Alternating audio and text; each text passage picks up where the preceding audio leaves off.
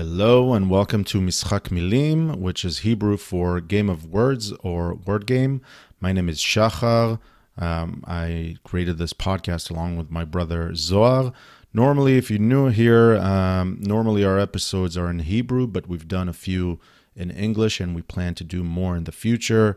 We've done an episode with Dr. Robert Epstein, an episode with Jonathan Silver from the Tikva Fund. Very good episodes. If you like what you hear in this one, you can go and check those out. They're all going to be linked in the description. This podcast is long-form conversations with interesting people talking about anything that is of interest to us. So it has a wide variety of topics. And before I introduce today's guest and the conversation, I would like to invite you to reflect on the following statements. Do you and your workplace, do you enjoy the company of all your colleagues, or at least do you aspire to have a united team around you that enjoys being with each other and works in collaboration? Okay, hold that thought. What about, have you ever had any discussions that you felt are out of line at work? Maybe you don't want to mix politics within your work life, and maybe you just want to hold off on a conversation for a second.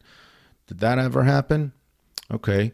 And if you did get into a political argument or some conversation that talks about values and day-to-day life that's outside of the workplace, did you ever disagree with one of your colleagues?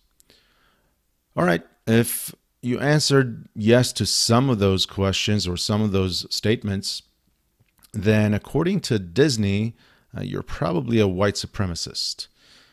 Okay, a rather outrageous claim, and it actually is outrageous because according to leaked documents, it's an internal diversity and inclusion program that Disney has for their employees.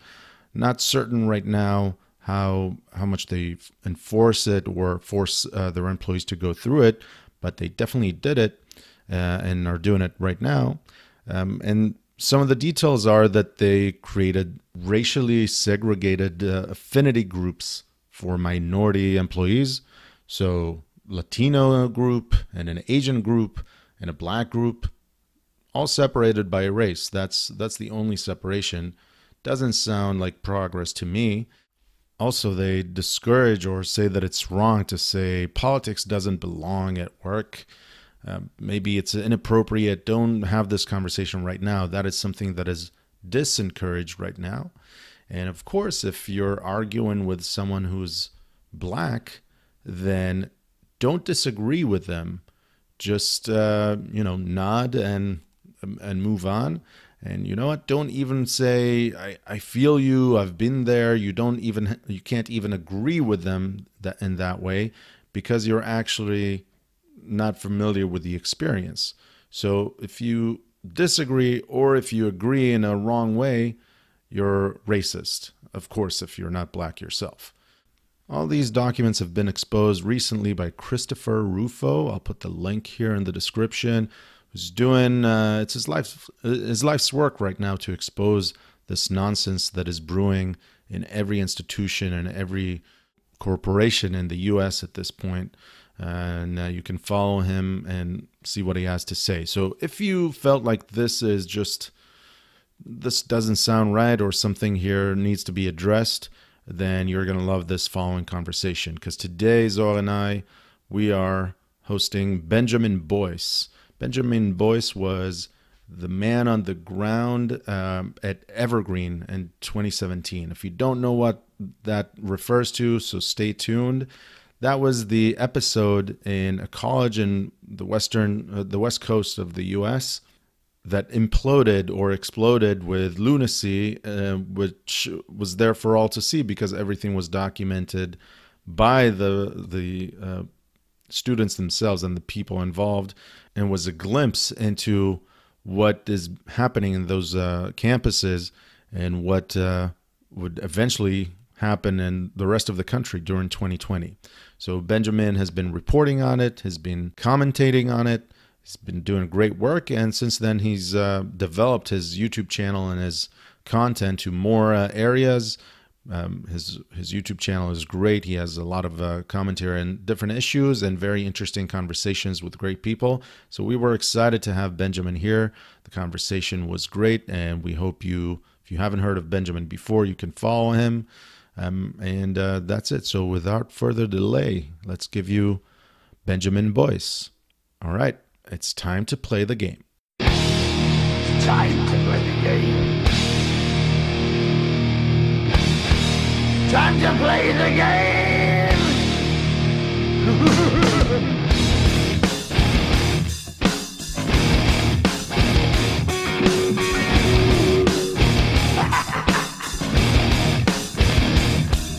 It's all about the game and how you play it. All about control. And if you can take it, all about your debt. And if you can pay it, it's all about pay. And who's gonna make it? Hello and welcome to Mishak Milim, which is Hebrew for word game or play on words, game of words.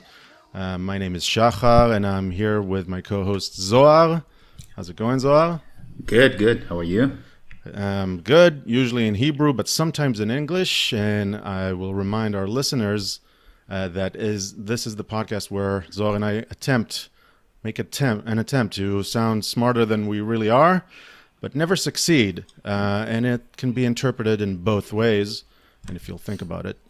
Let's make another attempt today. And we are joined by our guest, Benjamin Boyce. How's it going, Benjamin? Hello, Benjamin. I'm good. How are you guys?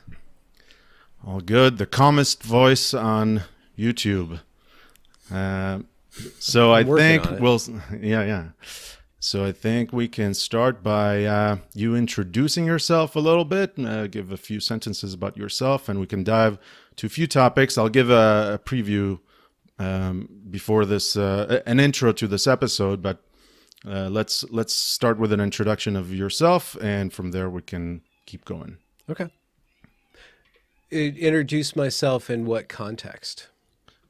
Who are you? Maybe some of our listeners don't know who you are, and then we can dive into maybe the reason that we wanted to have you on our show. Okay. Well, my name is Benjamin Boyce, and I run a content network. I'm thinking of it as a media duchy or hamlet rather than a media empire. It's very small. It's mom and pop media shop style YouTube channel and podcast. And in this podcast and YouTube channel, I do a whole lot of interviews exploring various cultural phenomena of the day. I have a lot of intellectuals and just pedestrian level interesting persons on the show to talk about just the different issues that concern me. I got my start in 2017 when the college that I was about to graduate from, and I was about to turn 40 too, so I started college pretty late in life, kind of being a roustabout, or not a ruffian. Is a roustabout a ruffian? Because I'm not a ruffian at all, just more kind of like a ne'er-do-well kind of. Just a layabout, maybe.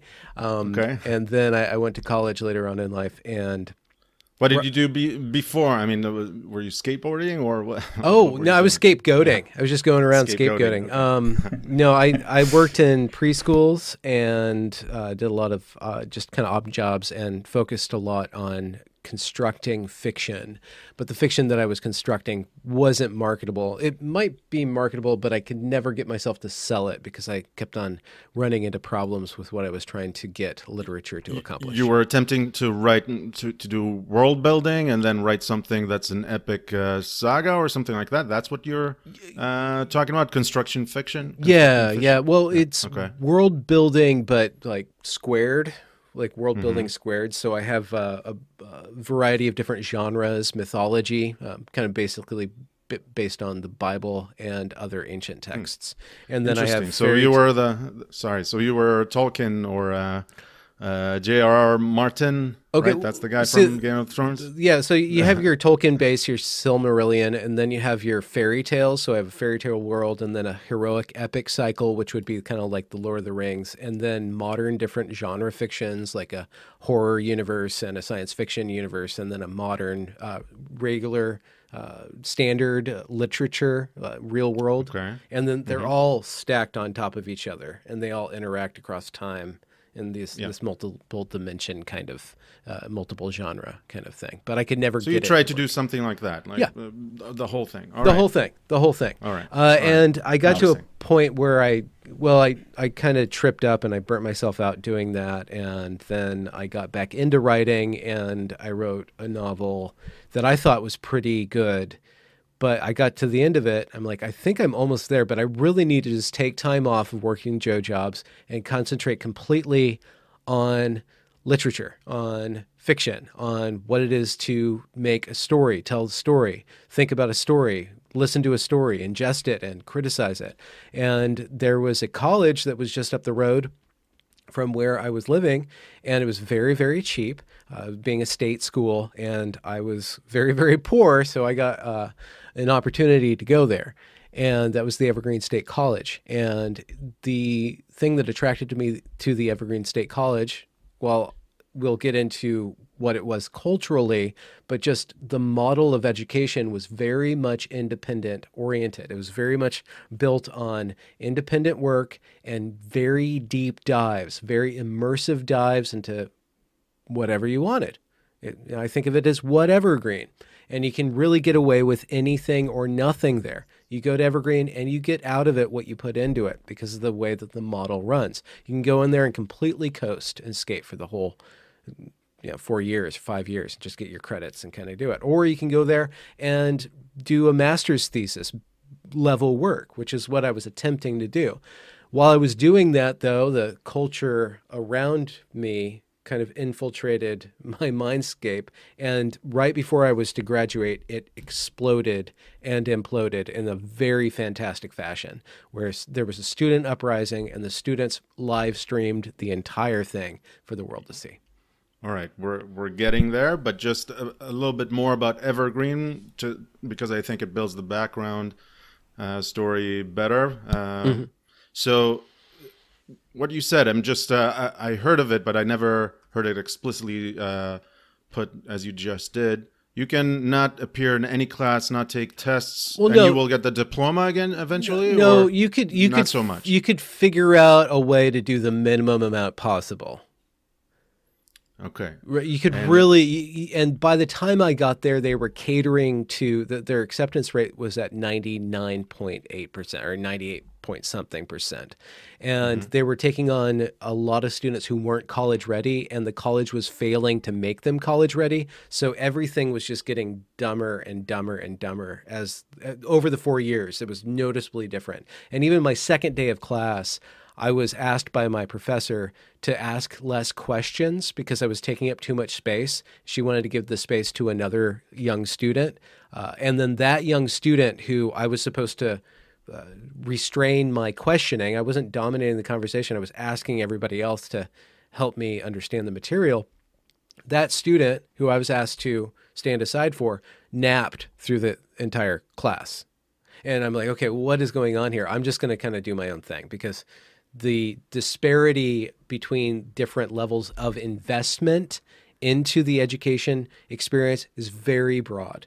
It's very broad. And I think that the college was failing and had been failing for a while to really concentrate on the students that they were picking up from high schools that weren't college ready. This was like just their last, it was an available opportunity to get an education, but they weren't actually being taught. And then you have this critical race theory or critical social justice theory going through and actively, overtly, explicitly deconstructing every set of standards, every set of academic values, so making it impossible to actually bring people up to speed, because bringing them up to speed would be bringing them up to quote unquote whiteness, right? So good grammar, clear communication, civil discourse, all of that is this power structure that is oppressive at root. And that was the stuff that was being put into the water. I was watching that happen, and I was watching escalate over my time there. Students start to take that to heart and start to really maximize. And like I've said, I spent 20 years teaching children how to be adults as a preschool teacher, and then I go to a college that was teaching adults how to act like children. And what you see in that footage that I've collected and collated and put into a documentary, a very thorough documentary, is a bunch of 2-year-olds, a bunch of full-grown 2-year-olds. That was the standard of discourse. That was the lowest common denominator. So you're saying, if I understand correctly, that the college, they wanted to really, I don't know, playing the level field, give everyone a chance to get education. Yeah. But when you say get education, you say that they didn't really put it as a goal. It was just get a diploma, not get education. That's the difference, I guess, right? I guess there's learning and lived experience, and you're educated, you're trained in all these things. I guess you're kind of loosely trained how to show up, but even that was negotiated. So it was negotiable whether or not showing up was creditable, you know? I mean, you could really bend the teachers. And then when you add all of this social justice, identitarian politic, you create a hierarchy of need, and you create this infantilizing kaleidoscope, or these infantilizing tiers where the lower you are on the intersectional hierarchy, the more coddled you are. So, and you see this very explicitly, and it's a total joke, but it was real at Evergreen. It was absolutely real, where you have this transgender, disabled Black individual being the most powerful person on campus, running around with a gang in a wheelchair and berating students and having their gang beat up everybody. And so that the lowest person on this intersectional hierarchy, disabled, Black, and trans, had the most power in that moment. And not really the skills. Was not really given the skills or brought up to a certain standard of behavior. So it was never actually taught how to use that power that they were given by the system. All right. So some people may not know the story, and maybe are now learning about it as we're talking. But we start a little bit from the middle. But just a couple more questions to understand Evergreen. It's a state school, right? It's a state college. Yeah. That's why it was that cheap. So it's publicly funded. It's all right. That's an important note, because that means that everyone, the taxpayer money goes there. Yeah. And the second thing, I want to give them their due for a second, because there's some romanticism in it. And, you know, you can have your class instead of desks and chairs in front of a professor. You have maybe round tables, maybe you learn outside, experiential learning, all kinds of stuff that it's very appealing. Hey, schools were invented in the 19th century for factories. We need to move away from that, right? The modern world is something else. So here's an experiential type of learning, and it sounds like some of the professors were doing, or maybe some of the courses. Obviously, I don't know everything that went there. That was going on. Yeah. But some professors were probably doing a pretty decent job with classes that are completely holistic and out of the ordinary. So giving them them their due in that sense. But let's talk about that for a second from your perspective. 4 or 5 years there. Yeah. So I was there for 4.5 years, and you're absolutely right. There were a lot, and there still are a lot of very rigorous teachers that don't take any crap, you know, and then if you don't want to do that, then you just learn how to avoid them. So there's a lot of enabling going on. And the dominant culture, what I was speaking to before, was the dominant culture that became more and more just the standard across the board, and obscured and eventually corrupted the reputation of every other very rigorous activity of the college. A lot of respect due to the science department at Evergreen, and they're suffering a whole lot because the humanities departments have kind of, via the administration, captured the modus operandi of the school and made it about this critical race theory stuff or critical social justice stuff. So there are, and I had a course called Dark Romantics. I had a philosophy teacher, language teacher, history teacher, and an art teacher, all teaching 19th century France. We learned 19th century France history, philosophy, and art, music, photography, all immersive. And that was one class we took the entire year from all those different perspectives. And then And then in the spring, we all went to actual France. We actually immersed ourselves in French culture. I did independent work out there. So there were opportunities to do some pretty amazing things. But that you're describing that in a positive sense. yeah, right? in a This positive was, sense. Yeah, and I was able to totally maximize my art. I got a lot done. I got to the next level. I got so far along that I kind of felt I was done writing for a while. I'm just now picking it back up. But I went there and I got what I wanted out of it because I put what I wanted into it. Okay. But that dominant culture of critical social justice corrupted that and caused more and more slackers and radicals to take over what happens between the classes. All right. So you mentioned critical race theory, critical social justice. We don't have to strictly define it because it's not easy, but you did give the description of it that it deconstructs some of the things that I'm sorry? Standards. It hates standards. Merit, any sort of and all that, and gives it disparates success and as you said, timeliness, comprehensiveness, grammar, and all that. Yeah. So all right, but you said something that maybe you rang the wrong bell for me. You said after a few years, the students have been, it was building up in the students and then they implemented it or something like that. And I want to push back on that a little bit because the students rotate. The students in 2012 when you started are not the same students at 2017. And there's rotation, right? People graduate, people start their school years. So in my opinion, the key part, and I don't think you'll disagree, the key part was that the faculty gradually the change was faculty, and I don't know this. It's a question, right? I'm phrasing it as a comment, but it's a question. The faculty from 2012 when you started to 2017 was so radically shifted that the students, the 2-year-olds as you called them, were able to run rampant with whatever they were taught. So I think without faculty changing, the students being radicalized, or it's a process that keeps fresh students in. So maybe it doesn't. They don't radicalize themselves in a gradual manner, as you said. You require the faculty. Yeah. Did I make sense here? Or yeah. Okay. Well, let me clarify then. In 2015, a new president came on. He's just leaving now. In 2015, he came on, George Bridges, and he empowered. George Bridges. George Bridges. I just wanted to say. Yeah. George Bridges empowered a contingent within the faculty that was very radical to design and implement orientation seminars and trainings around critical race theory or critical social justice. They called it anti-racism. They called it anti-oppression, actually, and they always kind of kept on changing the language around it. Always change every year.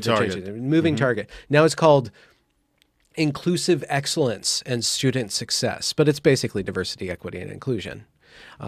Anyway, so the faculty were given all good words. I mean, all sound great, right?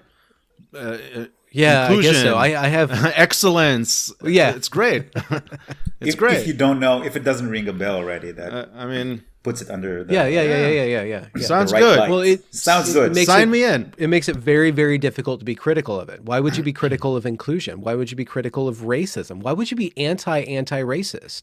That basically means that you're pro-racism, right? So they make this linguistic structure that on the surface of it makes you start to either devalue the actual terms or play into their game and accept their very crazy equations up in there. But so George Bridges comes on, he empowers faculty to make race the central problem of our day and age and the central problem that Evergreen as an institution of higher education is supposed to correct. This is the generational problem. And he says that first address. Race is a problem within Evergreen as well, no? Well, he says that race is a problem in the culture at large, but the faculty that he empowers are very adamant that Evergreen itself is just as implicitly mired in white supremacy as any other Western institution in history. So Evergreen, the most progressive of all progressive institutions,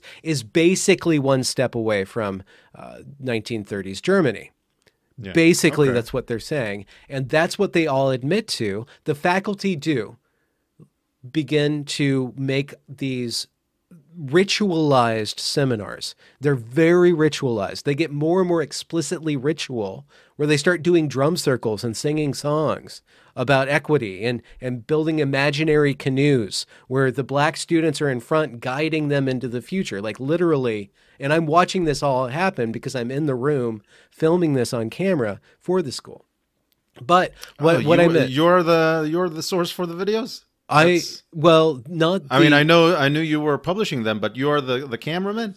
there is, okay, so there's two sets of footage. There's the protest footage that was taken by the students, and then there's the institutional footage that I was largely involved with producing as a student there, working in that department and knowing that those things existed. And so I did some public records requests and got them secured in the public. So official capacity to take footage of that lunacy. So I was in the room when this happened. Yeah. So a lot of my Amazing. personal perspective is mired in the bias of being a firsthand witness and stuff. Amazing. So, by the way, none of this is figurative. You're talking about real grown-ups coming on stage, playing as if they have a canoe and being navigated into the, I don't know, jungle of the future. I can't remember exactly, but we'll put we'll put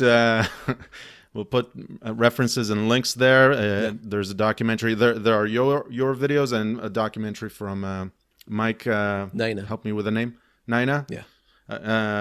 That everything will be referenced here. In case it's the first time, we'll put a lot of references in the description here. So, ritualized religious, quasi-religious, I would claim it's not quasi, it is religious, ceremonial stuff. Yeah. Gradually, concessions are made by people that maybe don't adhere to every word, but they say, all right, I don't want the Inquisition to come after me, right? There were inquisitions already going on within the faculty. They would dogpile on you if you didn't agree that Evergreen was a white supremacist institution. Okay. And now we're going to get to 2017, but you know what? I have one more question. You said you were 40 almost. Yeah. So sorry for exposing your I just your exposed age. myself. I'm fine with it. Yeah. But if you were 18, would you fall for it?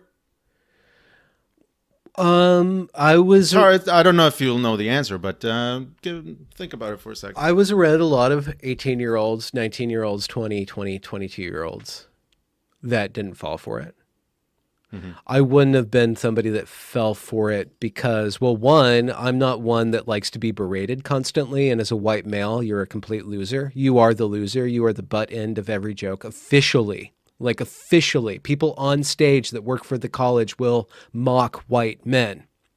They will do that. They will be openly, actively racist towards that one group and bigoted and to that one group. So there's no reason to buy in that other than to get laid. And the women that you're going to get laid by, I'm sorry to go there, but I'm just saying, like let's do young men's calculus. Why would you buy into this? You're the bottom of the totem pole in order to get what you want.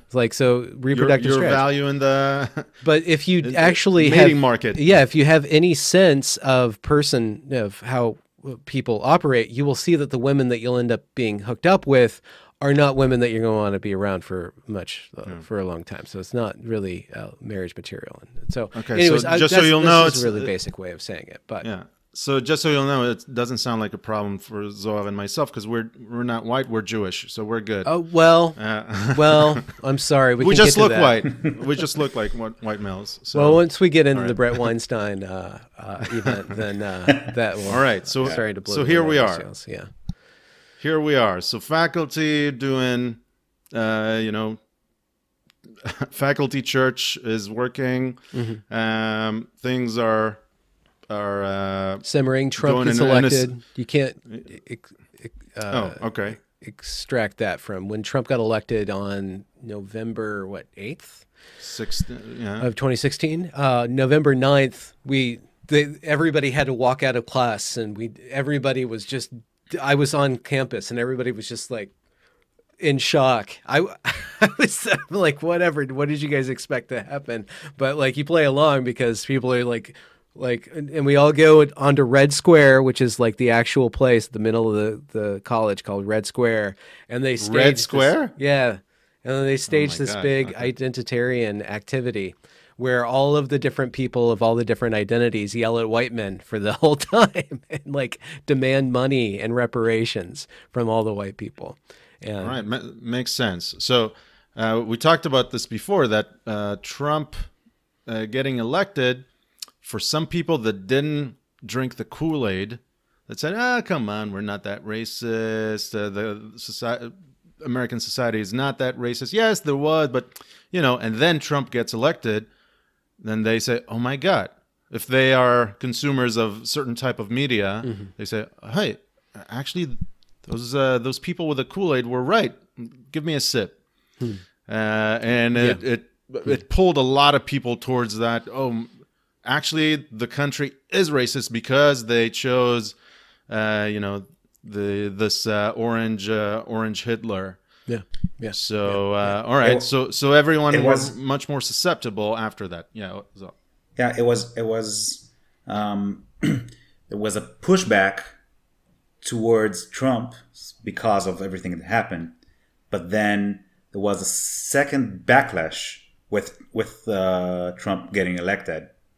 Pendulum. That brought, it's a pendulum, but it didn't go all the way. It went towards Trump because he got elected, but it didn't go all the way. I mean, the crazy was still there, and the pushback was then going threw everything away, and it was tipped off with what you're about to tell. Right? It's a total topsy-turvy time, especially in the most liberal 5-mile radius of the most liberal state in the United States. Like, this is like they are, everybody's of a certain mind.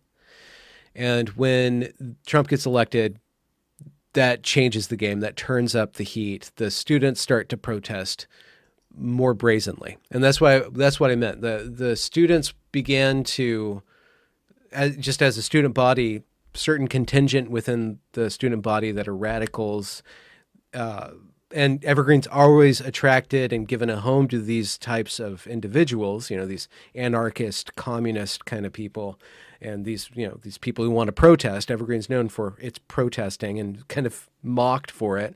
And this is not the first event that they had. It's just the most radical event that they had. But because the faculty were off kilter and the administration was against Trump and explicitly calling Trump out for being, this pseudo-fascist dictator, and leaning into that rhetoric. Every adult was leaning into that rhetoric, and then the students were leaning even further in it and saying that we have white supremacists and rapists on this campus right now. And they start taking over these meetings and demanding that the police get fired because the police are unsafe. The police are a fascistic arm of this institution, of this government, but they are incredibly unsafe. So they want to be protected, but they want everybody that's charged with protecting them to put up with all of their just insane behavior and then go away. But events are happening. I mean, it's based on something that's happening within Evergreen, or is this? No, I'm asking. Police, I don't know, arrested someone and beat them up, or were there real events that triggered such a response, or is it just spiral of victimization and spiral of the stress and the neuroticism of the atmosphere there? Okay, was so just spiraling out of control. The anti-Iraq war movement was very strong at Evergreen in the aughts. And then that turned into the Occupy Wall Street movement, which was very strong at Evergreen during the 2010s.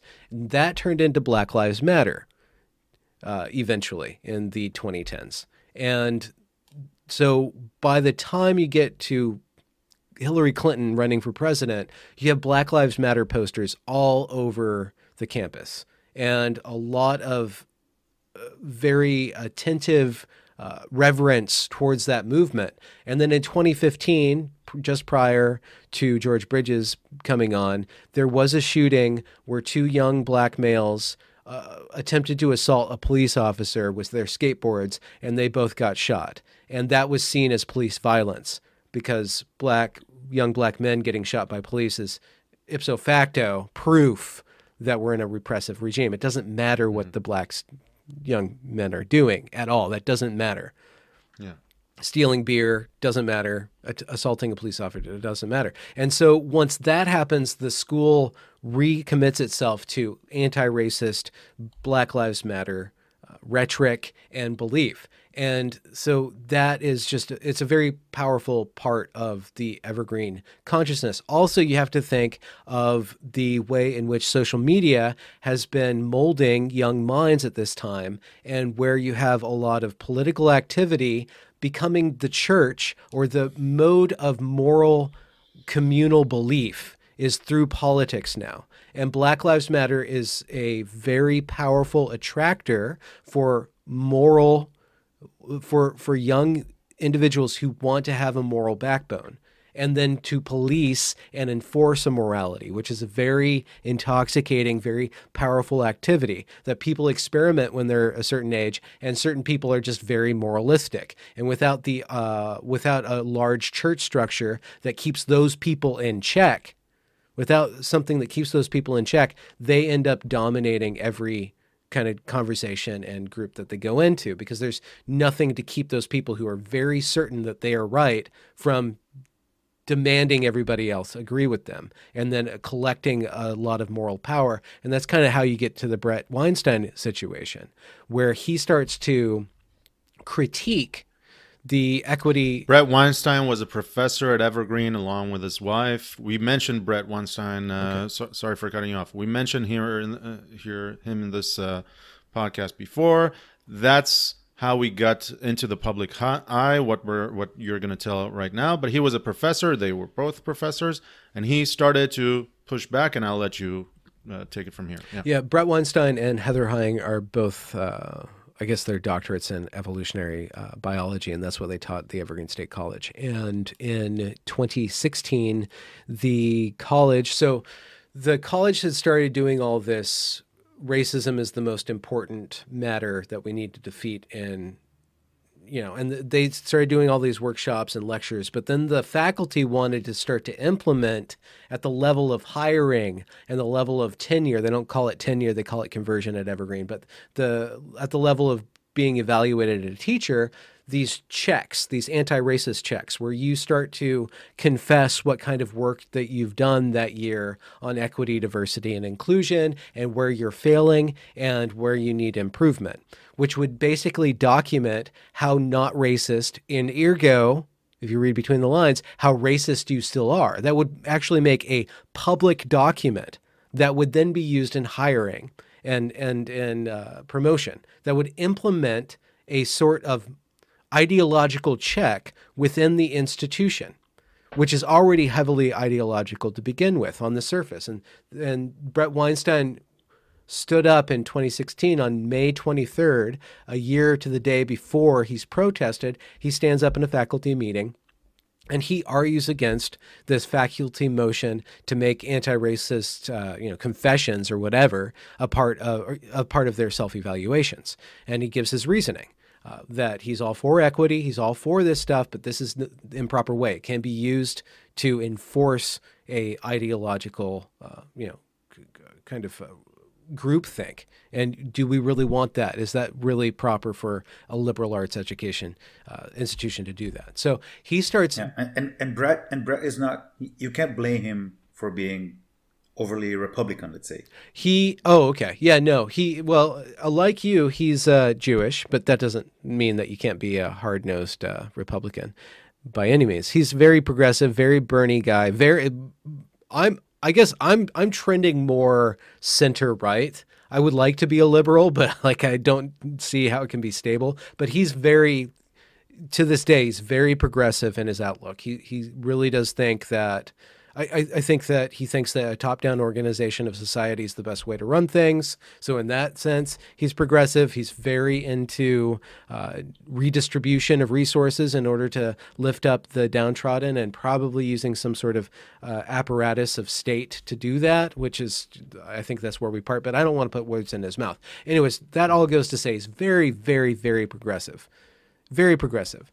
But he's just unfortunately kind of intelligent, and so he runs through all these, how is this stuff actually going to play out? He's very good at the game theory stuff, and so he was just operating on a game theory level. Intelligent, and let me add, not racist for real. So that's why that's why that didn't tickle him. I need to give a comment here, because you mentioned anti-racist, but let's just talk about that for a second. In the anti-racist framework, there's no such thing as non-racist. Mm-hmm. You are either racist or you are anti-racist, which is a certain hold certain positions or stuff that you need to do, and to put it bluntly, that means you need to discriminate the opposite way. That's what it means. You need to reach equity, equality of outcome. Yeah. And other equalization. Stuff. Equalization. All right. So you need to be anti-racist, and you need to discourage whiteness if you want to be considered a non-racist. Yeah, you need to put yourself. Otherwise, you are a racist. Yeah.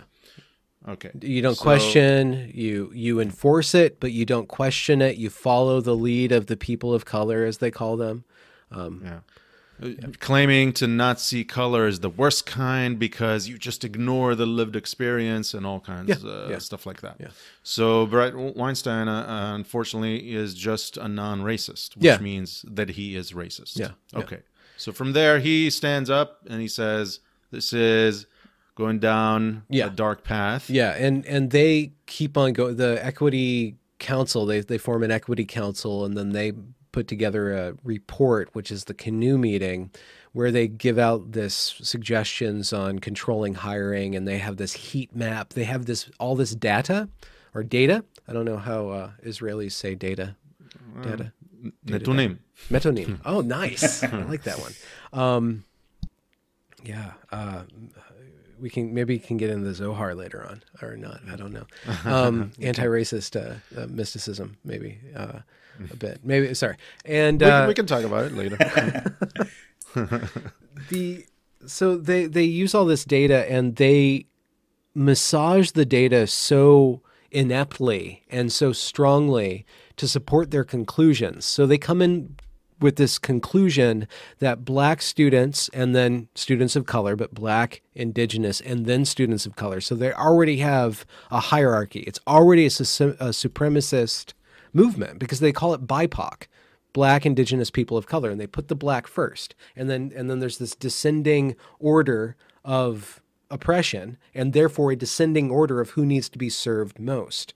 And they take all this data and they say that black people, and especially black, all these intersectional categories, are not served. They're not served in every way that the college can be served. That they're not brought up to speed. They don't attend. That we can't recruit them, and they're not sticking around. So we're not retaining them. And actually, the actual data says that poor white men are one of the most at-risk categories, but they scrub that out. They don't want to mention that at all. That the state-run college in a state that's 70% white is not supposed to serve that 70% or that lower bracket of that. Those 70% white people are lesser importance to the institution, or in our trying to be equitable, trying to implement this kind of redistribution of resources, which is kind of Marxist or at least socialist in a way. We're going to make it's no longer about class. It's about identity. Anyway, so they make this report, and it's really faulty. It's kind of thrown together, and it's actually plagiarized. They plagiarized it from a bunch of other equity statements, and they kind of hobbled it together at the very last minute.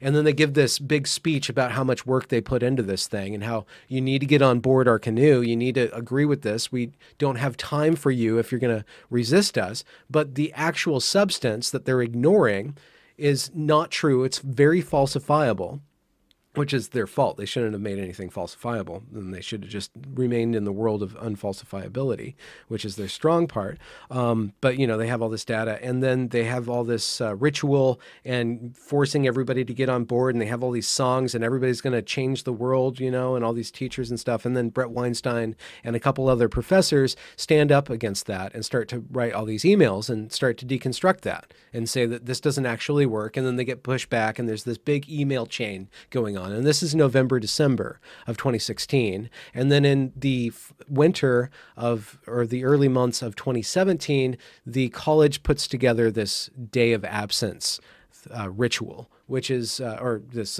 you know, this repeated pattern day of absence where the black students traditionally, or the students of color, sorry, traditionally go off the campus to show the campus how essential they are to the workings of the campus. And that's based on a Douglas Turner Ward play of the same name, Day of Absence, where, you know, the southern town, and a lot of weird things. Just if you look at the footage, they appropriate a lot from the South. Even though we're in the Pacific Northwest, this mindset appropriates a lot of the mythology of the black individual and the white individual from the South. And their speech patterns are kind of adopted from there. And then kind of the story that they're telling about race, it's kind of based in Georgia in 1957. That's basically the mythology kind of originates there. And they've imported it and stapled it on this other culture, this Pacific Northwest culture, which has its own brand of racism and its own history of racism. But because they're adopting this entire American story, the 1619 story of showing racism as like the part of the DNA of America, and therefore something that exists in every spot and at every corner, they kind of just amalgamate all this cultural stuff and kind of jam it all together. So 1619 being the first slave ship coming from the old world, from Africa or Europe. I don't recall where the specific ship came from. Came to the shores of America, and that is the real, in that narrative, that is the real foundation of the U.S. as a country. Not 1776, but 1619. That's the narrative. Yeah, and that's part of the 1619 Project, which is a New York Times. So Day of Absence, an annual thing. Yeah. All the people of color, which is a term that I refuse to use, but I just did. I have to. And I yeah. dislike it. And it's a tradition. Yeah, tradition every year. They don't come to school for one day. Maybe there are some other there's activities that are off part campus. of it. Okay, activities, and that's see how you can do without us, right? You can't do without us, and And based on that play, and the play has a positive. About integration. Conclusion from it. The play's about integration and about recognizing common humanity. And the Day of Absence in the play is that the workers, correct me if I'm wrong, but grown-ups that don't show up to work for a day, that shows that nothing can hold without those people. So that's why they need to integrate. They need to reevaluate people of color's worth and all that. So that is what the play is about. So they are taking that and say, all right, we're doing the same. The same symbolism is in place. Yeah. That is happening every year. But in 2017, they change it where they request that white people leave campus, where they say, okay, we're going to center, in order to be inclusive, we're going to center the campus on students of color. And we're going to have events here, and then we're going to invite students of uncolor, or bleached students, or students of low melanin, to go off campus. And that was phrased awkwardly. It was conceived awkwardly. It was phrased awkwardly. And then in internal documents, though the college still refuses this happens, there's internal documents that show that teachers began to require white students to either not go to class, to go to these, to not come to campus, to go to these other workshops off campus. Or there was even a class where white people were brought out into the woods under a tarp, and they did their anti-racist work under a tarp to give the campus to students of color. Bret Weinstein said that. Wait, can I say something here? Because it's implicitly obvious, right? This is centralizing on people of color. This is throwing the people with low melanin out and all that. But if we go back again to the play and what was the purpose of the Day of Absence, to show that we need integration. You can't handle reality without us. So what they just did when they flipped it is really showing, hey, we don't need those white people, right? So just the purpose of the Day of Absence, I mean, I'm explicitly saying not just the centralizing on the black and people of color, black people and people of color, but also what the focus is on the people that get away. We don't need you in order to handle reality. We can do it without you, and that has implications, if you extrapolate on that. It's stronger than that, actually, and it's explicitly stronger than that, because if you look at the programming for the Day of Absence, if you look at what so they reversed it, and then what the white students were taught was to recognize their privilege and to recognize how they themselves, whether they like it or not, are constantly oppressing black people, and they need to reverse that. So the white people are implicitly the bad guys. And then on campus, for the people of color, there were all these very explicitly anti-white seminars or workshops, whatever.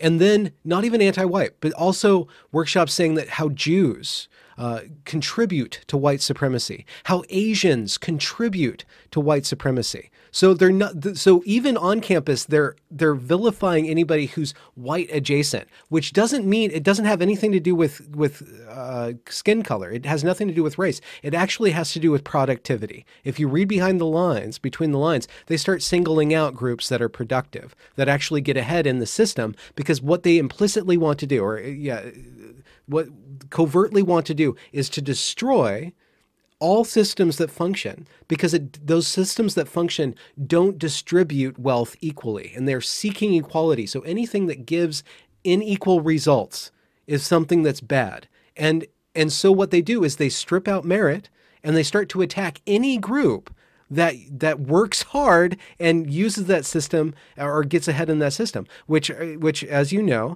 are Jewish people and Asians and a lot of immigrants. Even immigrants that are black are way ahead of white people in how productive they are, because they're playing a game. They're playing the game as it was built, which is to be productive and which is to generate wealth. That's kind of what capitalism is.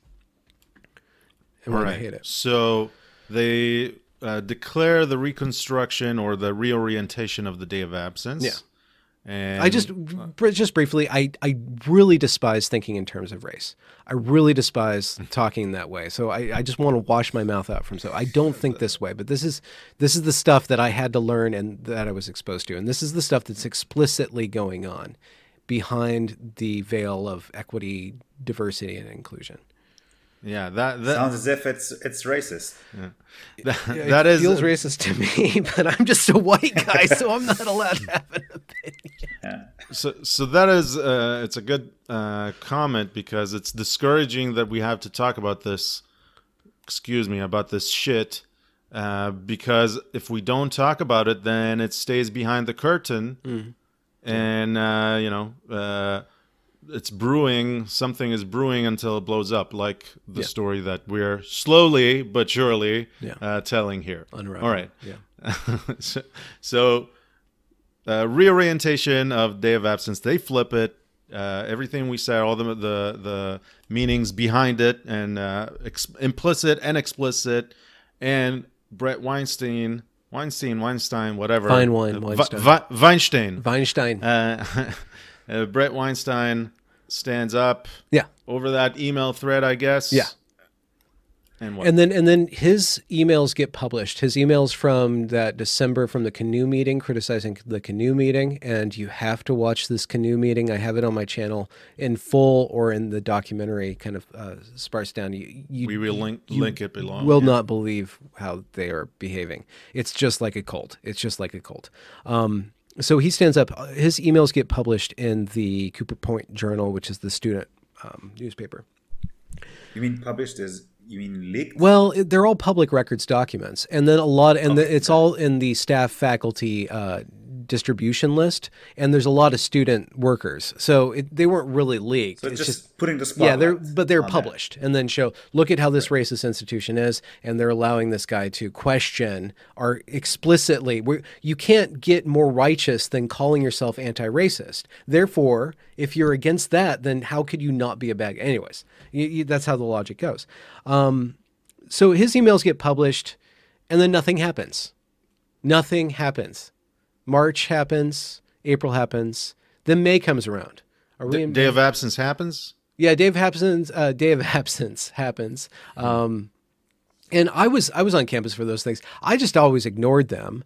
And I always took classes with professors once I kind of scoped out who the professors were that don't buy into this stuff, so I could just work. Important note you wanted to ignore. It's important for the next stop. I mean, when we talk about what the future holds, that was an important comment from you. Okay, interesting. I wonder what. No, I'm just saying. No, you can say spoiler, right? It's easy to say, all right, those crazies, I'll just ignore. I'll do my thing. Yeah. And then you find out that your kid, who's now 12, yells at you that you're racist and you can't have a conversation with them. Right? I'm just all right. So we'll get to that. Yeah. We'll get to that. Okay. But, yeah. I think I see where you're going, but you need to surprise me at the proper time. On May 17th or May 16th, we're almost at 4 years now. So we're approaching the 4-year anniversary. So what happens was that this one, I'm going to be very brief, and this is covered in the first episode of the documentary. So you could watch it, and it's all based on primary documents. But what happens? There's basically a student fight on Facebook where one student kind of stands up to the intersectional bullies, and he makes fun of them. And he makes fun of them by playing their game. By the intersectional students want to have an all-black class, and they post that black people, we want to make this an all-black class. And then this other student who's actually a Native American and a Puerto Rican, so he's actually another student of color, just does the same thing and says, we want to make an all-white class.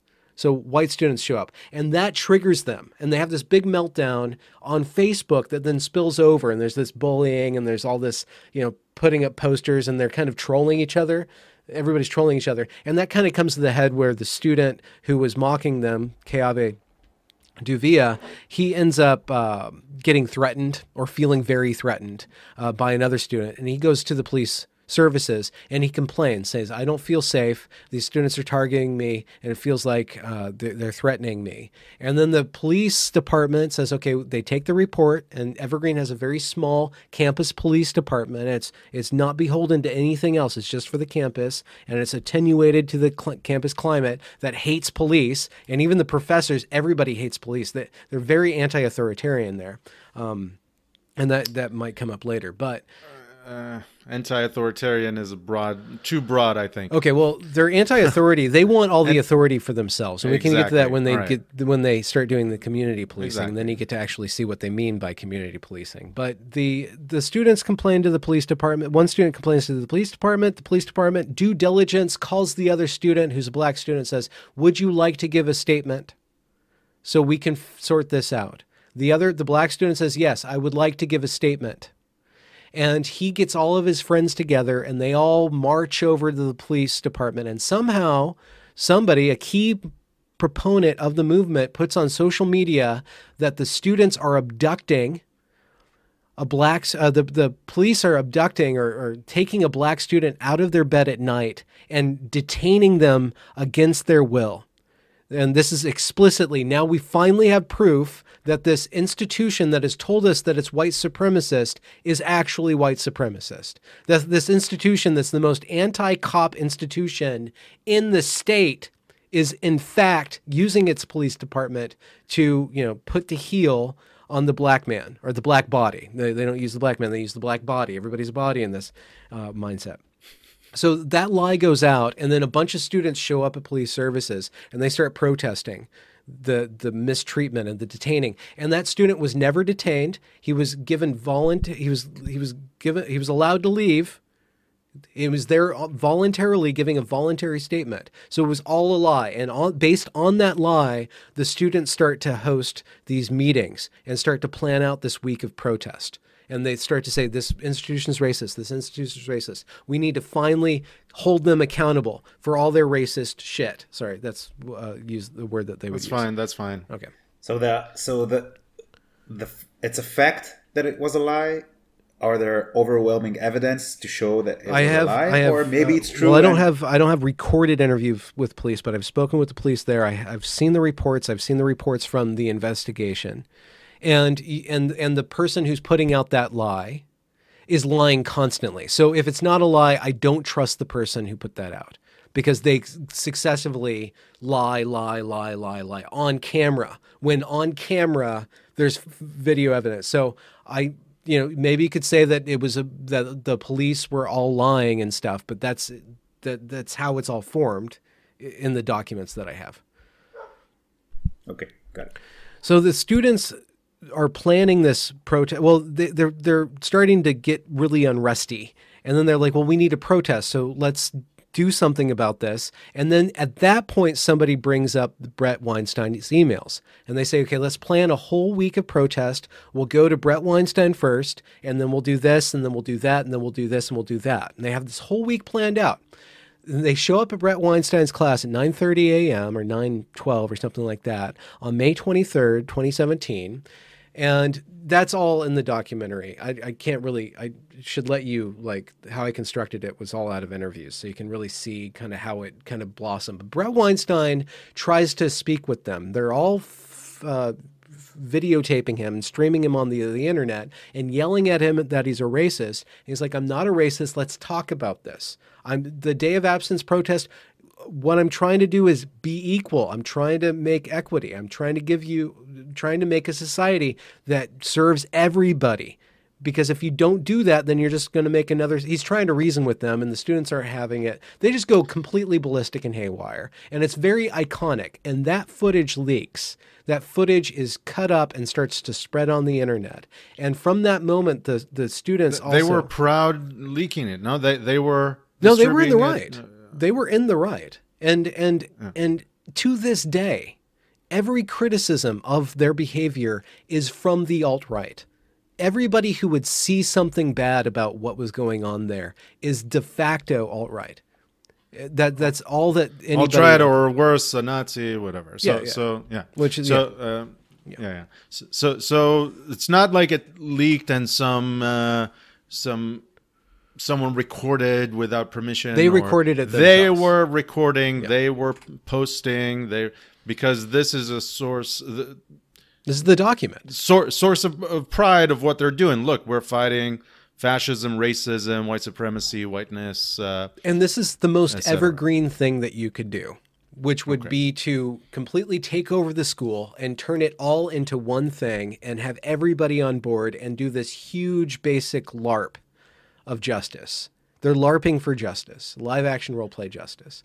And they film the whole thing. And from that point on, the authority of the administration is absent. George Bridges, the president at that point, when the students confront him and they say that the police were coming after them with tasers and with mace and macing them. And then George Bridges is like, they're macing you? And then the students say, no, they had mace. You're not listening to us. We felt like they were about to mace us.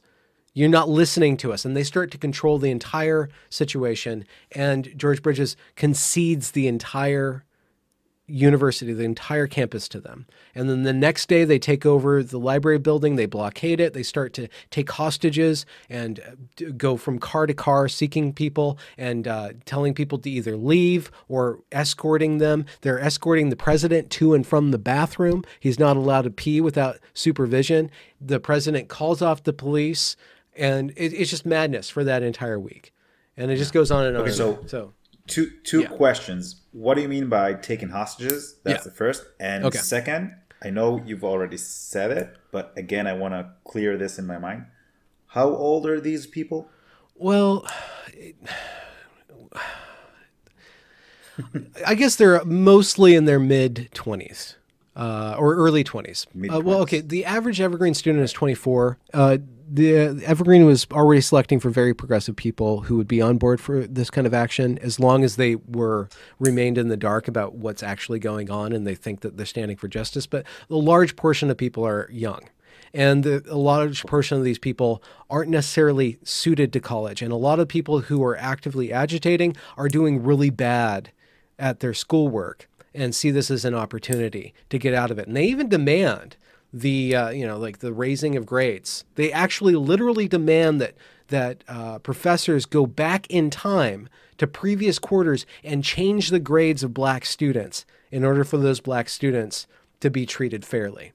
I wanna be specific. They don't demand it when they take selfie videos and post it to Twitter. They are asking it from George Bridges, the president, and faculty, and say, "Hey, take our grades up." Yeah. And by the way, we've been protesting here for 3 days now. We should get credit. So we're not gonna do the work that everything that we need to submit. And we want food. We're not gonna do that. So forget about that. And yeah. They're just in complete demanding mode.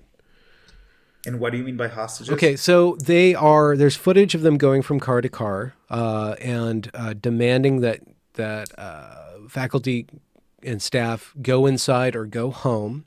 And then there's footage of the principal actor saying that watch that door, watch the other door of George's office, and make sure that they do not leave until we get what we want out of them. And then when George Bridges says, can I pee?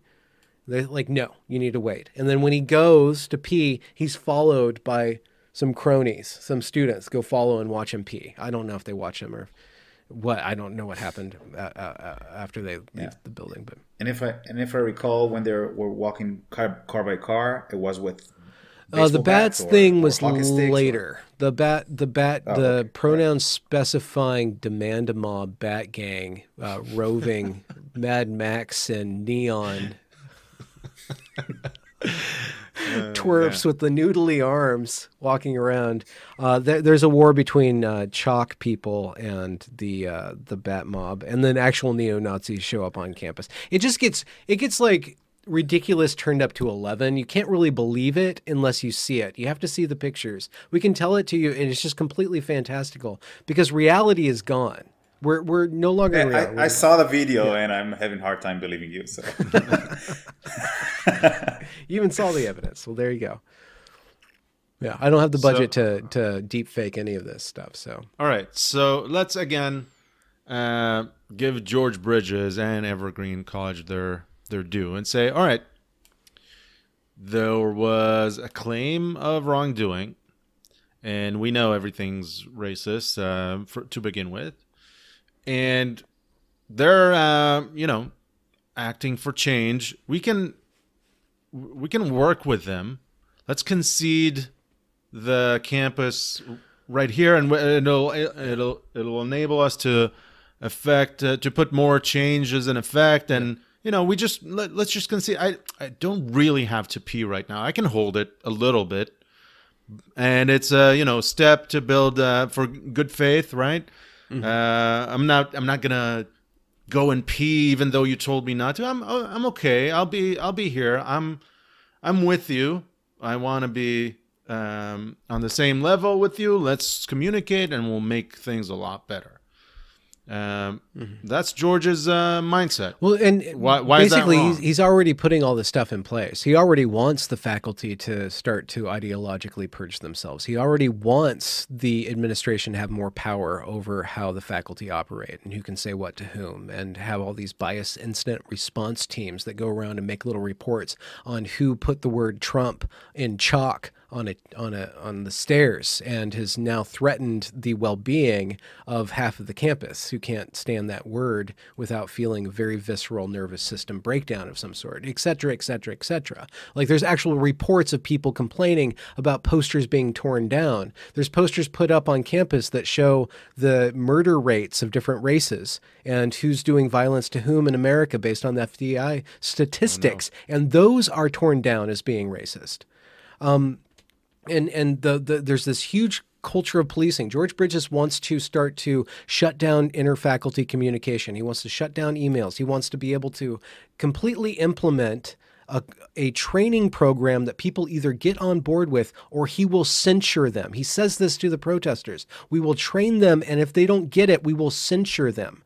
He's all for what they want to do until he starts to get caught, until he starts to get called out. And then he starts to talk to the press in a different way. Well, things are changing in America and we need change. And so Evergreen's just a part of the change. And then in the legislature, he's pulled before the legislature, he's like, no, well, I didn't like how they that would be the state Congress, right? Yeah. Just, Yeah. The state, the state board or the state. Yeah, okay.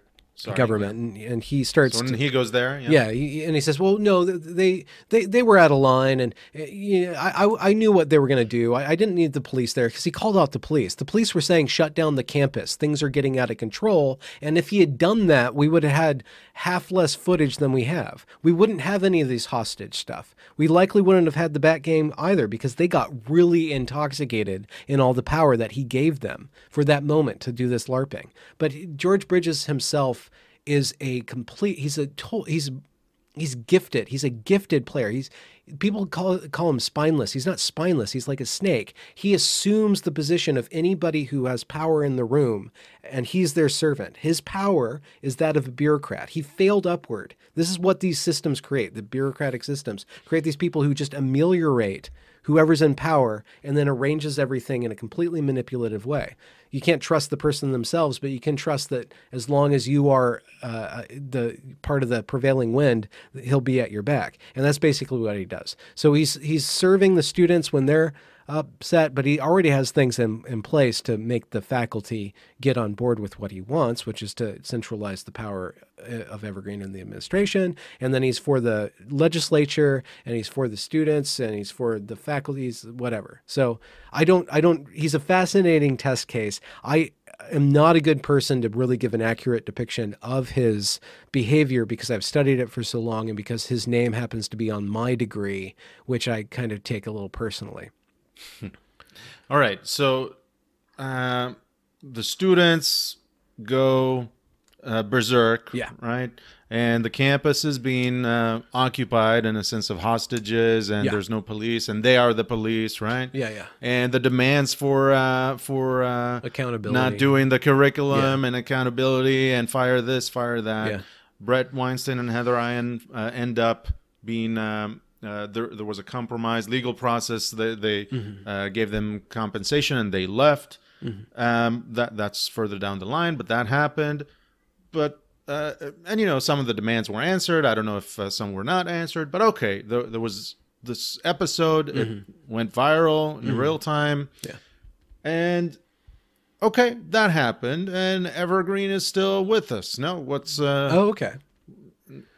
Well, Evergreen... It was an episode, right? Yeah, it was just like an episode. The next year, their enrollment goes down because people had already enrolled by June. That's how it works in America. You kind of you're already locked in for the next year. And then it starts to tank. It goes down from 1,000 students a year to about 300 students per year or per class to now they're barely able to get 200 students per year, and they need to be at 1,000 students per year. So they've gone from 4,000 students and now they're going down to 1,500 next year. And then COVID hits too, which they're angling to blame their it's because of COVID, right? It's COVID. The alt-right came through campus, and actually that's what they say. Whenever they talk internally about what happened at Evergreen in 2017, they say that the alt-right targeted them because Bret Weinstein went on Fox News and told the world what was happening to him, and thinking that he was the person that this was all about because of his white male Jewish privilege. Right? Yeah. Yeah. It's important to note that he did go on Fox News. He did. He went on Tucker. And yeah. So not that is anything. Yeah. Well, Tucker no, Carlson. it's an interesting point. No, the interesting point is that he went only on Fox News. Yeah.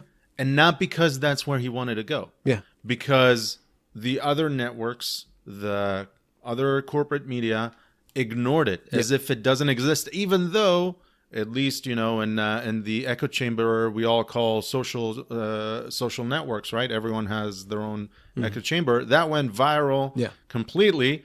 but then it didn't existed if you're watching CNN. any other mainstream news outlet. So, MSNBC or anything like that. yeah, MSNBC, CNN. New York you name it. Times had to cover it, but they stuffed it in the opinion section. Yeah. Okay. So they did have a column, an op-ed about it. Yeah. But not in the news section. No. So now Bret Weinstein is fighting for his job at that point. He's been targeted as a Nazi. Yeah.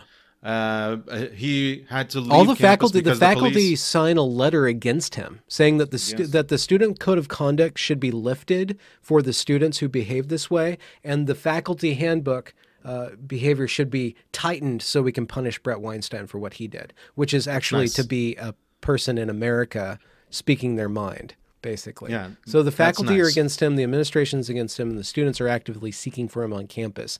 Some of them armed with wiffle bats and actual, I think there's aluminum bat or not. But he did go on Fox News, Yeah. and nobody else would cover it. Yeah, A so local I'm saying, news company did. I think that an open-minded person, Brett is one, would go on Tucker Carlson and Fox News regardless. But even if he wasn't that open-minded, Yeah. and he would just try to mitigate this disaster that is hitting his life, you know, he's protecting himself from being called a Nazi. He would go wherever he could, and he only could go on Fox News. That's what he claimed, at least, and the evidence shows it that he wasn't anywhere else, and the story wasn't anywhere else except that op-ed you mentioned. Can I mention something tactically about that? Yeah. And this is brought up because I just did an interview with Paul Rousey, who was a math teacher at Grace Church High School in New York. And he stood up to the critical race theory, critical social justice training that were being put on his students, and watching what it was doing to high school students, what this identitarian politic that's mandated from the institution is doing to the minds and the behavior of the students. And he stood up to that by questioning them, Paul Rossi did. And then the institution itself came down on him, and now he's in the process of being fired, possibly. This is a very recent story. It's another version of the Bret Weinstein thing. The students weren't actually going after Paul Rossi. Now it's the institutions themselves that are bearing down. The faculty and the institutions. Well, the president even, there's recording of the president siding with Paul, which is fascinating. And the president saying, yeah, we are demonizing our white students. Secretly recording him, which is legal. Paul Rossi was recording him. Yeah. Where the president is saying, yeah, I'm with you. It's actually demonizing. It's actually racist. Yeah. And then publicly that president is a coward and demonizing Paul Rossi and going and throw him under the bus. And he's probably going to lose his job. So that's positive. That's great. Yeah.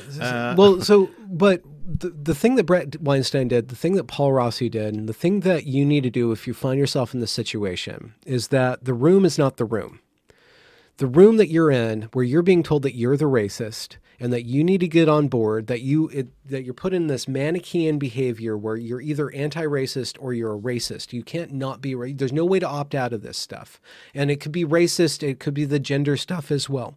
The gender stuff's a little stickier, and we probably can't cover that here because that's a whole other can of worms. Yeah. And it's related but different. It's a variation on the critical social justice theme where the identity is mutable. You can't opt into being black, but you can opt into another gender. And why does that work in the same system? That's a whole other conversation. But with regards to this critical social justice stuff that is taking over institution after institution and demanding conformity, it is a mind virus. What you need to do while you're still able to do that is to bring the conversation into a larger room. So they pin you down in these tight little corners where your job is depending on this, and you have to operate according to the set of behaviors and the morality that's taken over this institution. You have to change the room. You have to bring the conversation into a wider purview where more people can see what's going on, because so many people in that small institution have their blinders on or are already silenced, either willfully silent because they don't want to get targeted, or they just are going along with the program in one way, or they are true believers in it.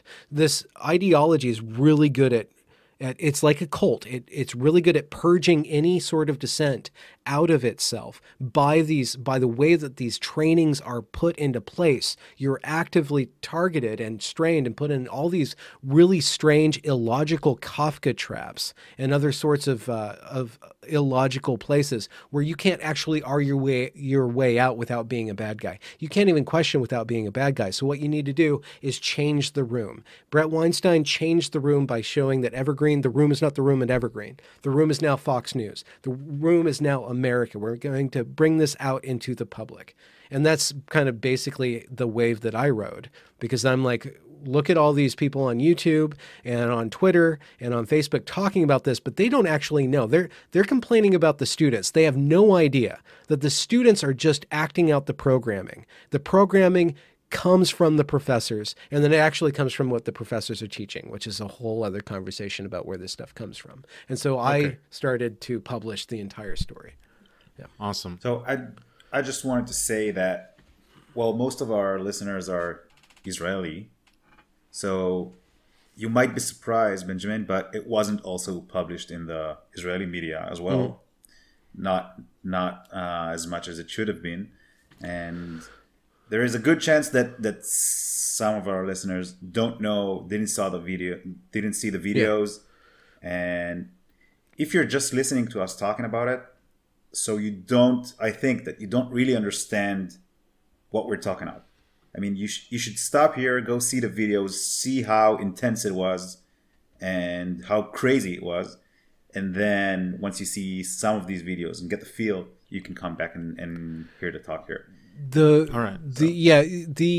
The sense of the room, like when I was in that canoe meeting and I was on camera, and I grew up in the church. My dad's a pastor. He's retired now, but I grew up in churches. I've gone through a lot of different kinds of churches, and I know the difference between the different sorts of worship spaces. And I was in the room and the hairs on the back of my neck were standing up. I'm like, they are inventing a new religion. And the sanctimony, the air in the room, you really have to experience just how oppressive the atmosphere is, and then how that leads into these very authoritarian forms of behavior. And then you have to see just how powerful those students were and how not callow, but craven the administration was and bowed down to them. And that stuff is...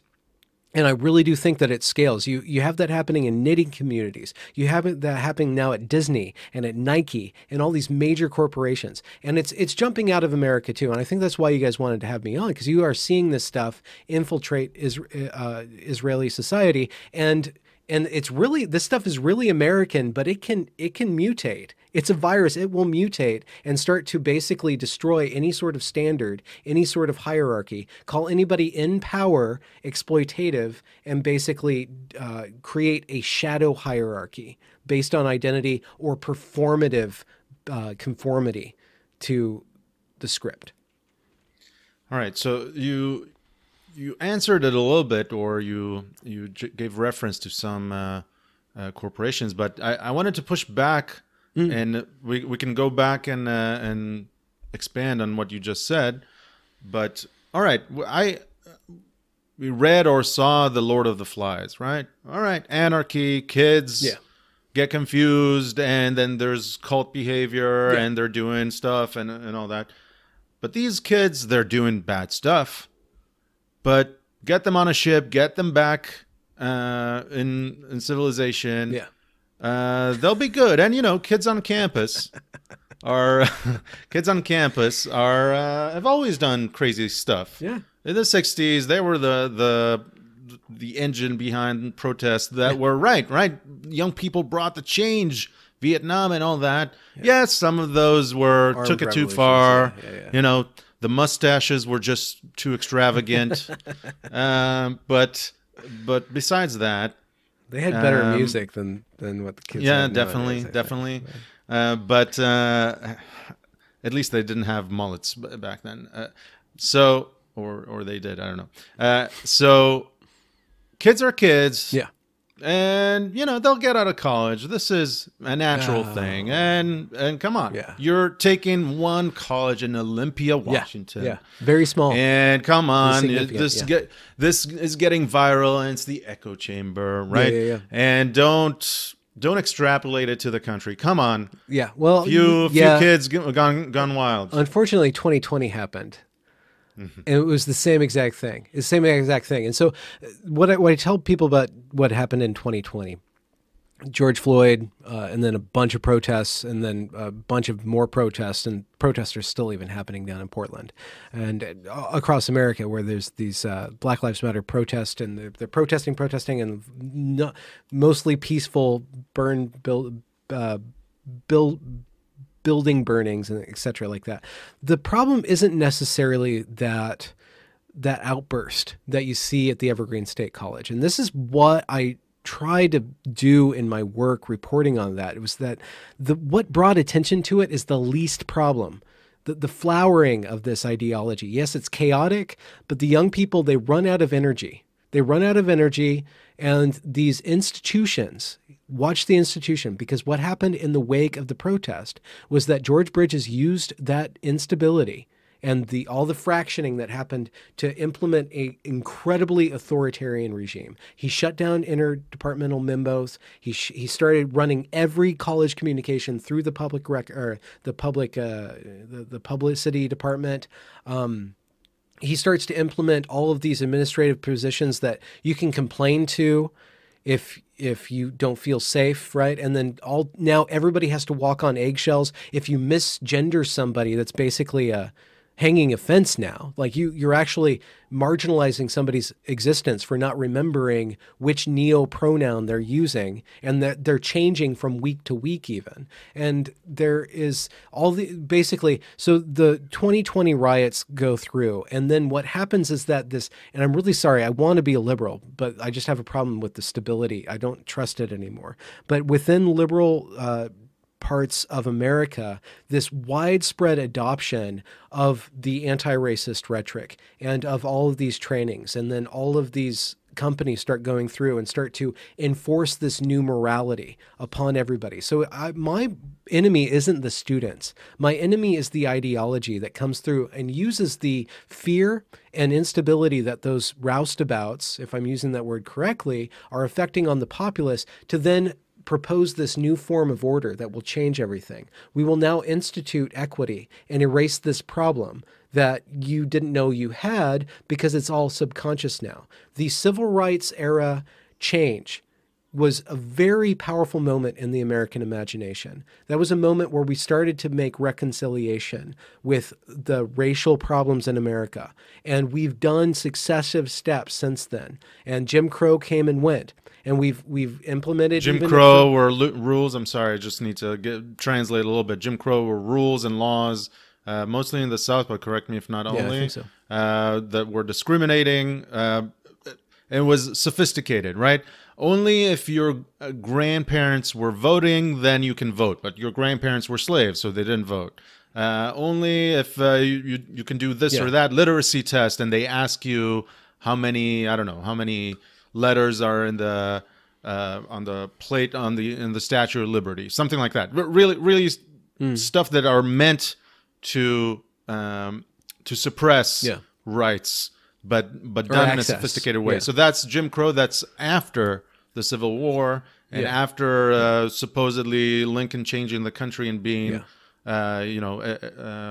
everyone's equal, we ended but segregation, not really. and there was a lot of movements to start to do reconciliation. But this reboot of civil rights, it's a zombie form of civil rights. It's adopting all of that romanticism and that moral urgency, but now it's based on this stuff called systemic oppression and implicit bias. So it's gone from concrete problems, concrete laws that are actively discriminating, into subconscious feelings and into systemic patterns that you can only see if you have a certain degree. And if you have a degree, you just manipulate the data to see all this difference.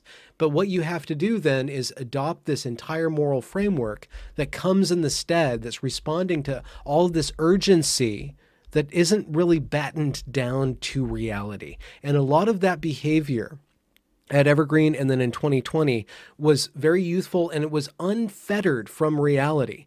It's based on this image of the world that doesn't actually add up to the world. And so the solutions that it proposes aren't concrete. And what you have is this bureaucratization of civil rights, of the moral authority of civil rights, and then the implementation of that into citizens. It's basically a religion that's mandated, that's now a state mandated or company mandated religion. And so you have all this energy that could be productive if it was aimed at something very grandiose that it's fighting against, but because it's all very abstract, it kind of goes nowhere, and it just becomes about a culture of shame and moral enforcement. Okay, but I think it goes further than that. I think, again, you'll agree. An example would be something that I want to say before. I think 2020 put not just was an example of evergreenization of the entire country, but also now that movement or that mindset is wielding the institutions and wielding the political apparatus to do some stuff in its agenda. One example would be that I need to dive in to the exact details, but the president, Biden, gave forgiveness for some loans for farmers that have disabilities, but they have to be people of color in order to get that waiver on loans. So white disabled farmers don't get it. So this is anti-racism at that political, governmental level, and I don't want to use their language. This is systemic racism. Yeah. Right? And when people say this is reverse racism, I say there's no such thing, reverse racism. There's just racism. Yeah. So, all right. So 2020 happened. Yeah. as you said. Yeah. Okay. There's also maybe you wanted to say a small thing that you say, Shachar, that these are students now, some kids that went berserk, but some of these kids will be will graduate, they'll have their diploma, they'll go into other institutions, key roles, other institutions, they'll be professors themselves, they'll teach the next generation and so on, and from the position of power they can implement these agendas. So it doesn't stop there. It doesn't stop in college, and we can see that I think everywhere. Right? And not just that. Again, we talked about this in the beginning. The students weren't the cause. They were indoctrinated into being the most energetic thing in the short term to promote it. It was the faculty is the problem. The president is the problem. And then in institutions, those students. So first of all, that means it's been going on for a while under the radar. We couldn't see it behind the curtain, under the radar, whatever, however you want to phrase it. And it now has the power to wield the students, wield those institutions, wield that political apparatus. Okay, I got to say something. I don't know if it'll take us down a rabbit hole, but 2015, 16, 17, you had those individual cases of lunacy that were happening in campuses. There was one at Yale with Christakis, a professor. I'm not going to dive into the details. Some of them are referenced in previous episodes that we've done. And there were other stuff, here and there, a college here. Syracuse University. Yeah. So a student here, a college there, and then Evergreen. And maybe you noticed it, maybe you didn't, but I got to say that Evergreen, when it happened, was rather new, except those individual stuff that were happening. But for me as an Israeli, I was really not surprised. And what do I mean by that? I think that from a perspective of an Israeli, I was always following stuff that were happening. I don't know how to tell you how exactly, but I was. I saw this Evergreen in 2002, right? In 2001, 2006, 8, we saw that stuff that are happening that's irrational and anti-racist in a different suit, right? Against me, against Israel. Not me specifically. I didn't get people yelling at me personally, but against Israel as as Nazi and as killing children, and as there's a thing that's called Apartheid Week. I think the first one was at 2002 in Durban in South Africa. I think it's a UN-sanctioned event, and it's basically fighting racism. But the event is about Israel. That's what it is.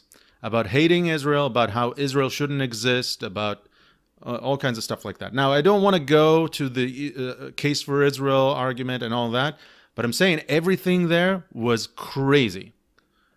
I can disagree and I can argue with a lot of people, but when it gets crazy, like Evergreen, then you say, all right, what do I do next? So all that was happening not just in the U.S. In the U.K., we see it in Europe a lot. We've seen that, and it's something that was brewing in Western society in general, and I've seen it take different forms throughout roughly 2 decades, and Evergreen was just another form of it. And seeing the videos, it's crazy, and I'm constantly surprised every time I see such things. But I'm surprised about the specifics, not about the process that's going on here.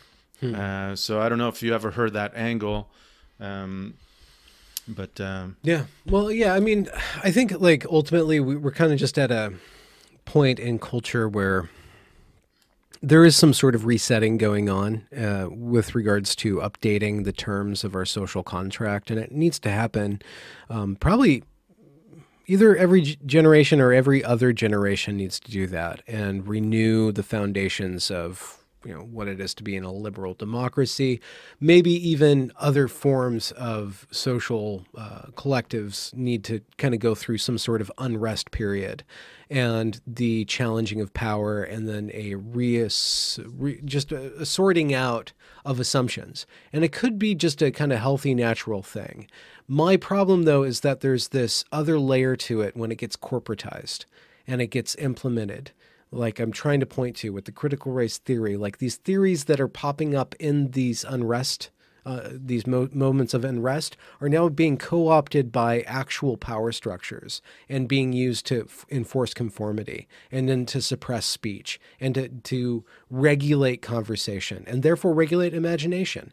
And then there's this old culty creepy thing too, where there's this is American specific, but we've lost our religion in some way, and we have not replaced it. We have a vacuum. It's not American specific, Western specific. Yeah. I think Israel, in that sense, is unique. It can be good and bad, but in Europe, they lost their religion even to a much greater extent than the U.S. Yeah, and the vacuum that we have in America, we have a very particular moral culture, like a Puritanism and a kind of a fundamentalism, and kind of we get very evangelical too. There's this strain that really needs a religious restraint on it. There's these forces in our culture that will create things, will create a religion if one's not available. And I think that, or there's this need for it in our society. That's kind of how we are. It's in our DNA.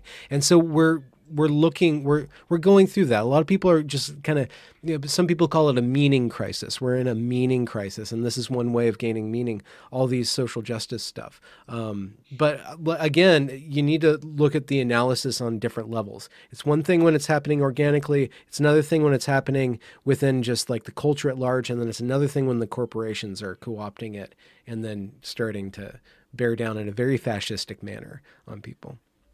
Yeah. All right. So just revisiting what I mentioned before, and I think it's going to be close to finish here, about the fact that you were a student and you said, all right, I'll just do my thing. Let the crazies be crazy. Oh, yeah. I'll do my thing, and I'll be out of here.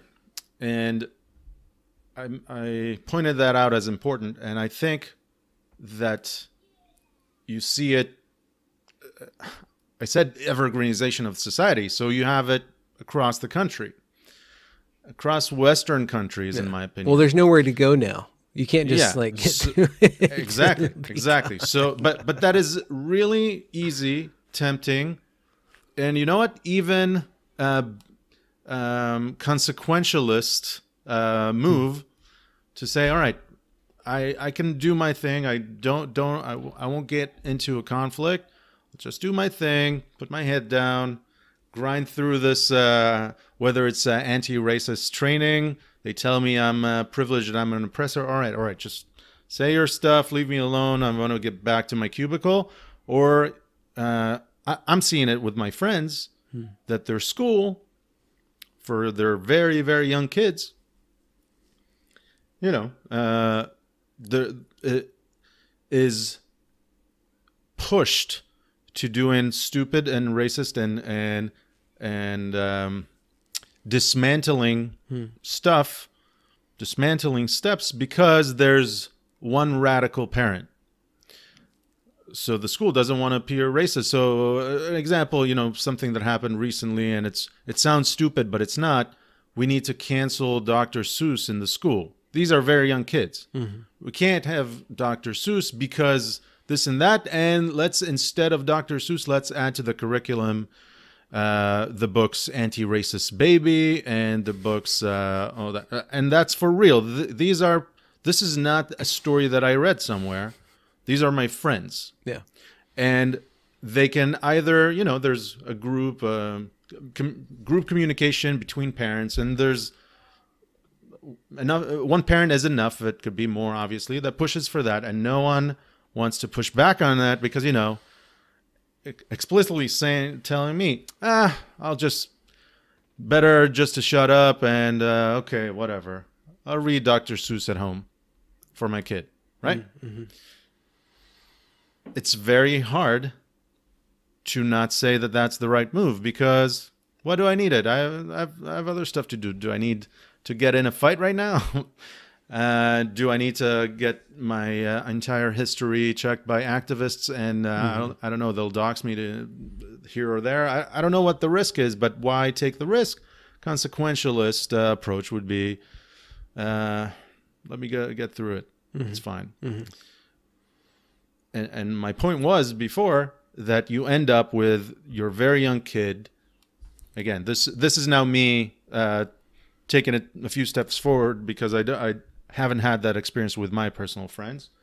10 years from now, your kid is sitting at the dinner table and can't talk to you, and you cannot talk to them because they keep calling you a Nazi.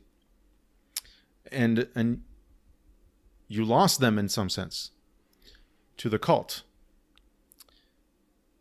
So I think it's very important, and actually Zohar and I had an argument about it. I say do not give ground to lunacy. Because this is institutional lunacy. That's what it has become. If it were just crazies that are here and there and you encounter them, I would say yes, it's very tempting to not engage. But because it's coming for your institution and for your kids, you can't give ground. What do you think? This is a monologue. What do you think about that? Well, the more people stand up, the less it'll go. But it's very adept at empowering narcissistic sociopaths.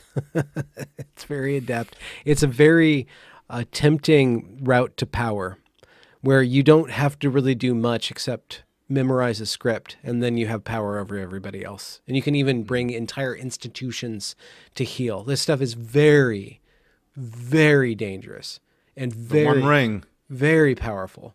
And there's no way for it to stop spreading until people call it out, question it, and disbelieve in it, actively disbelieve in it, openly disbelieve in it. It's not enough to just not believe in it, because it will start to spread the power. And it's uncomfortable. It's really difficult. You actually have to train yourself on calling it out when you see it, because it's masked in all these ways. It'll come into your little organization and you'll have somebody start to have you put your pronouns in your bio. What does that matter? What does it even matter if you say your pronouns? What does that even matter? But behind that, it's really weird, but behind that is this entire, like, okay, now we can start to regulate your speech in all these other ways. And now we can start to dismantle the concept of male and female, which is actually a bad idea. You can't lie about reality. And it's actually happening. And it's actually happening. And Zohar just sent me yesterday, a couple schools. of days ago. Not just medical, medical schools. They don't, gynecologists are learning ridiculous stuff. But in the Olympics, they just admitted or accepted a weightlifter who was male. She's at the prime of her abilities at 43 years old. That's why she reached the Olympics, probably.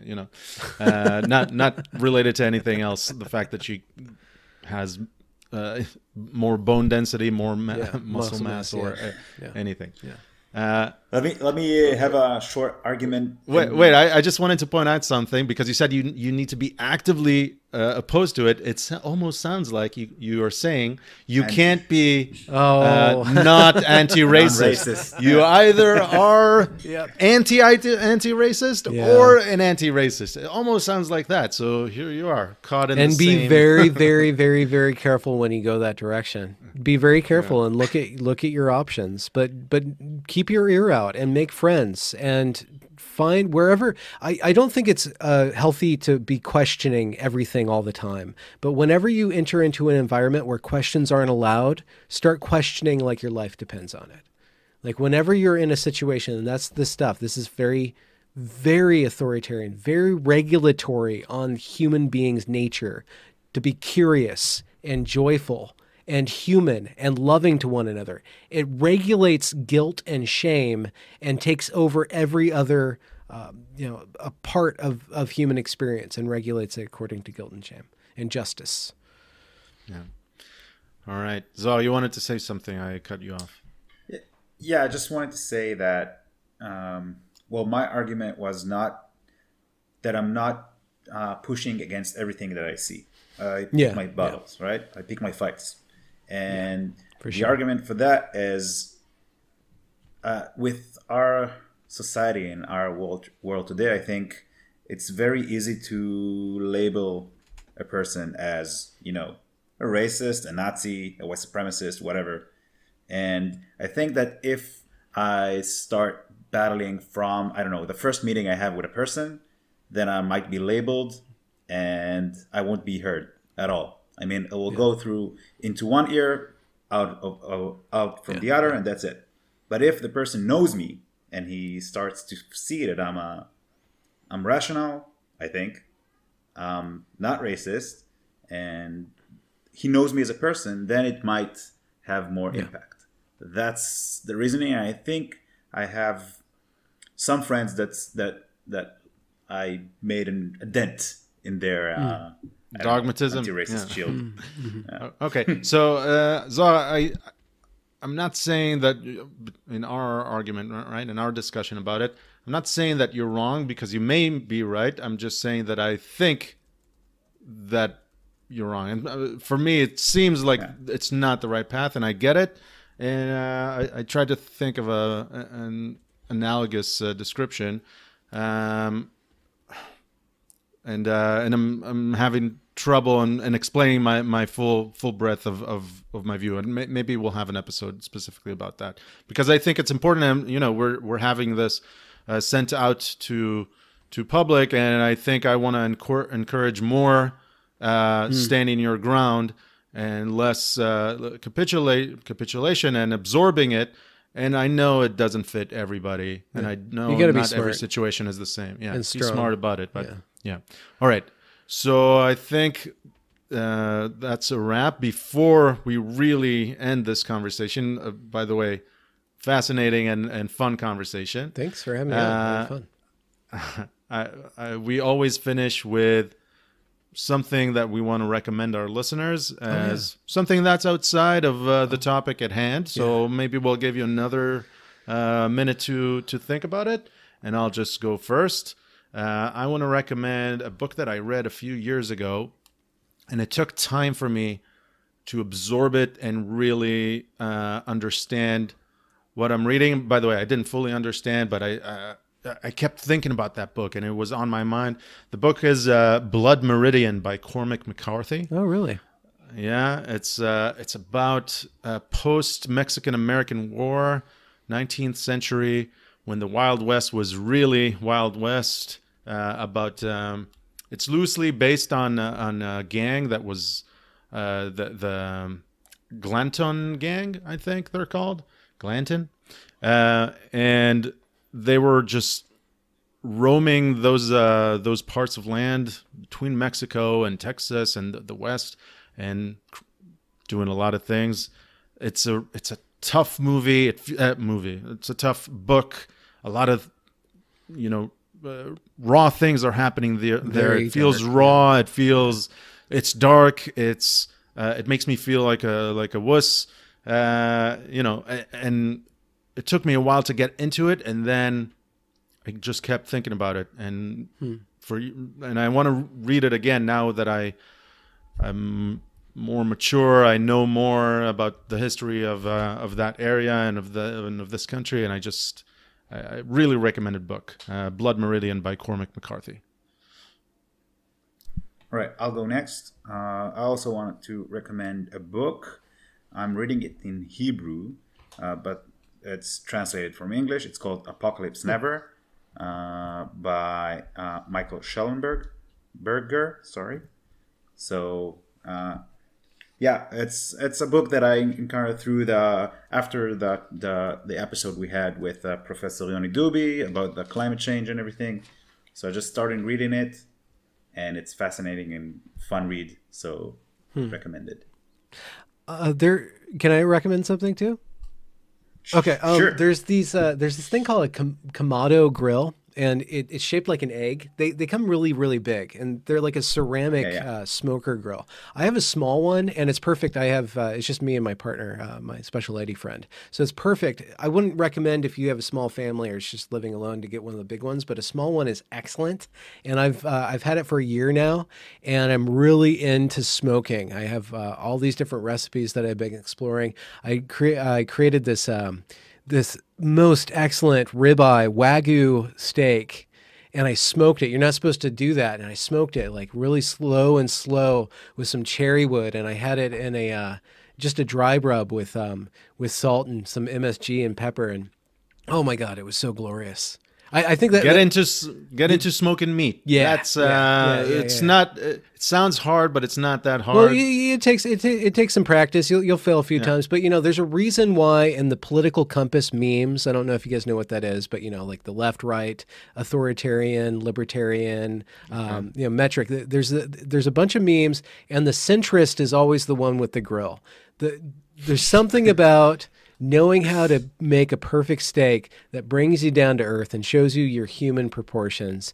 And as a God-created creature on this world, there's very natural processes that bring you down to earth and make you know what is what and how to be a good person. So instead of breaking bread together, we're breaking bad together. Smoking steak together. Smoking steaks. Yeah. All right. Thanks for having me on, guys. Benjamin Boyce, it's been a pleasure. Links, everything will be in the description. Follow you on YouTube and wherever you want. Twitter, Benjamin A. Boyce, and my YouTube, my podcast is Boyce of Reason, and there's just interviews with tons and tons of people. They're all in English, just to let you know. Yeah, very interesting conversations that you're having there. It's great to follow and great hosting you. And till next time. Excellent. That was a pleasure. Thank you. Time to play the game.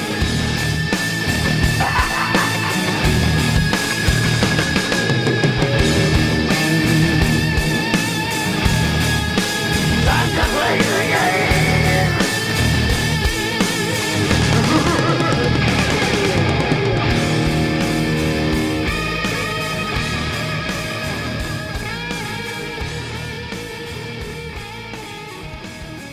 If you enjoyed this episode, don't forget to subscribe and rate this podcast.